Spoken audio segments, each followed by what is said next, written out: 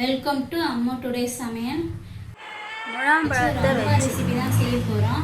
அது செய்முறை எப்படின்றத வீடியோக்குள்ளே போய் பார்க்கலாம் வாங்க. வீடியோவை ஸ்கிப் பண்ணாத பாருங்கள். கார்ன்ஃப்ளவர் மாவு ஒரு 2 ஸ்பூன் அளவுக்கு போட்டுப்போம்.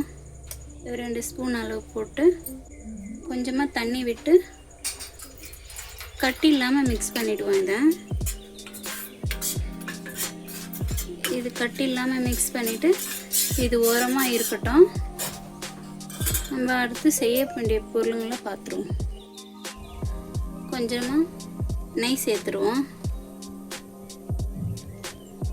நெய் சேர்த்துட்டு எடுத்து வச்சுருக்க முந்திரி பருப்பை வறுத்துப்போம். இதுலையே முந்திரி பருப்பு பொண்ணு வறுவலாம் ஆகுறதுக்கப்புறம் எடுத்துருவோம்.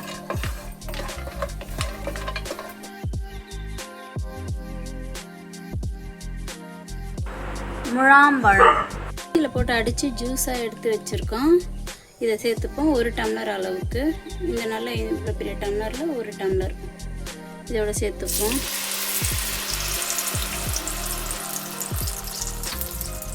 இந்த பழத்துக்கு உண்டான ஒரு வாசனை இருக்குது. அந்த வாசனை போகிற வரைக்கும் நெய்யிலே அப்படியே நம்ம வதக்கி விட்டுடுவோம். இது வாசனை போகிற வரைக்கும் அப்படியே லைட்டாக கலக்கி விட்டுடுவோம்.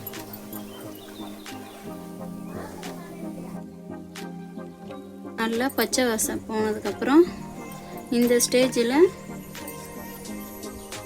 நம்ம கார்ன்ஃப்ளவர் மாவு 2 ஸ்பூன் எடுத்து கரைச்சி வச்சுருக்கோம்ல, அதை இதோடு சேர்த்துருவோம்.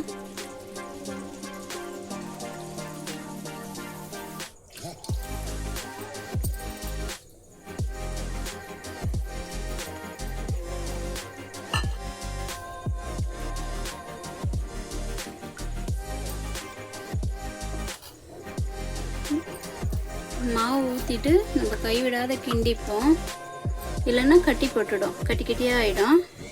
ஸ்டேஜுக்கு நம்ம ஊற்றிட்டோம்னா கைவிடாத கிண்டிகிட்டே இருக்கணும். அது திரண்டு வர வரைக்கும் நம்ம கிண்டிகிட்டே இருக்கணும். நம்ம ஊற்றின இந்த அளவுக்கு ஆனதுக்கப்புறம் 1 டம்ளர் அந்த ஜூஸ் ஊற்றின பழ ஜூஸு, அதுக்கு 1/4 டம்ளர் சர்க்கரை போட்டுப்போம். சர்க்கரை போட்டு இதுவும் நல்லா திரண்டு வர வரைக்கும் கைவிடாது கிண்டிகிட்டே இருப்போம்.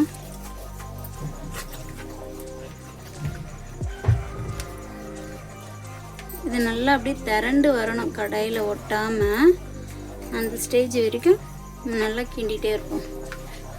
இதுக்கு ஃபுட் கலர்லாம் தேவையில்லை, வேணும்னா நீங்கள் சேர்த்துக்கலாம். நான் சேர்க்கலை, ஏன்னா பழத்தோட கலரே போதும்னுட்டு விட்டுட்டேன். இந்த ஸ்டேஜில் கொஞ்சமாக நெய் விட்டுப்போம். நெய் விட்டு நம்ம கைவிடாத கிண்டிகிட்டே இருப்போம். கொஞ்சமாக நெய் விட்டு கிண்டணும்னா திரண்டு வந்துடும். ஏன்னா கொஞ்சம் நெய் விட்டுருவோம்.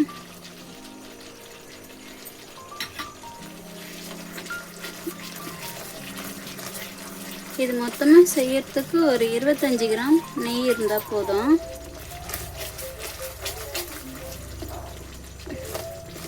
நெய் நிறைய விடணும்னு அவசியம் இல்லை. இது நம்ம திரண்டு வர வரைக்கும் தேவையான அளவுக்கு மட்டும் ஊற்றிட்டா போதும்.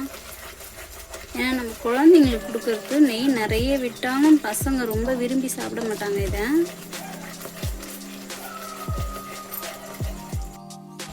எடுத்து வச்சிருக்க மீதி நெய்யும் இதோடு சேர்த்துருவோம். ஏன்னா கொஞ்ச நேரம் திரண்டு வந்துட்டா ரெடி ஆகிடும். தள்ளணுன்னா கடாயில் ஒட்டவே கூடாது, ஒட்டாமல் வரணும். அந்த ஸ்டேஜ் வந்தோடனே இறக்கிடுவோம்.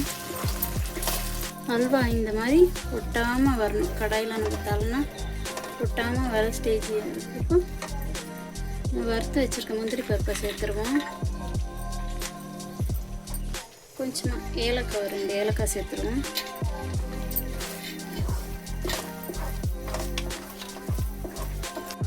முழாம்பழம் அல்வா ரெடி ஆயிடுச்சு. இப்போ நம்ம வேறு ஒரு பாத்திரத்துக்கு இதை மாற்றிடுவோம். இந்த வீடியோ உங்களுக்கு பிடிச்சிருந்தா மறக்காமல் லைக் பண்ணுங்கள், ஷேர் பண்ணுங்கள் அண்ட் கமெண்ட் பண்ணுங்கள். அப்புறம் நம்ம சேனலை மறக்காமல் சப்ஸ்கிரைப் பண்ணிவிட்டு பெல் ஐக்கானை கிளிக் பண்ணி ஆல்ன்ற ஆப்ஷனை சூஸ் பண்ணிக்கோங்க.